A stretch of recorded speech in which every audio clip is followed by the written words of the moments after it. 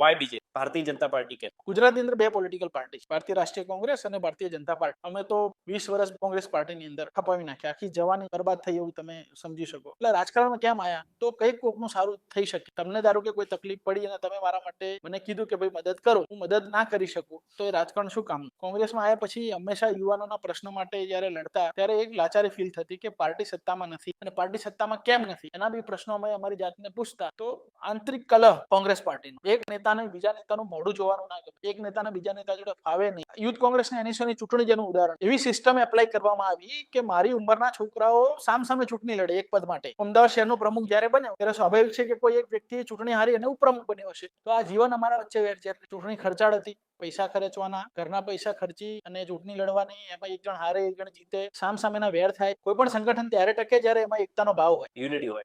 તમે યુનિટી તોડી નાખવાની વાત કરો તો એ સંગઠન ટકે નહીં. યુથ કોંગ્રેસને એનએસયુની ચૂંટણીમાં 2007 થી ચૂંટણીઓ ચાલુ થઈ ત્યારથી તમે સમગ્ર ભારતની અંદર કોંગ્રેસનો ગ્રાફ જોજો, એ સતત ઘટતો ગયો. એટલા માટે કે જે નવી પેઢી કોંગ્રેસમાં આવી જોઈએ એ આવી તો ખરી, પણ એકબીજા માટે વેરઝેર લઈને આવે. મને જેને હરાયો હોય કાં તો મેં જેને હરાયો હોય મારા માટે કાયમ વેર રાખે, એ ચૂંટણીમાં પણ વેર દેખાય. ભારતીય જનતા પાર્ટી સામે તો લડવાનું થતું નથી, લડવાનું તો આંતરિક થતું. આ એનર્જી કેમ બગાડવી? કોકનું સારું કરવું છે તો આપણી એનર્જી અંદર અંદર ઝઘડવામાં ખર્ચ કરવી એના કરતા ક્રિએટિવ ની અંદર આપણી એનર્જી પ્રવાહની અંદર જોડી દઈએ તો આપણે જે હેતુથી રાજકારણમાં આવ્યા છીએ એ હેતુ ફળીભૂત થાય.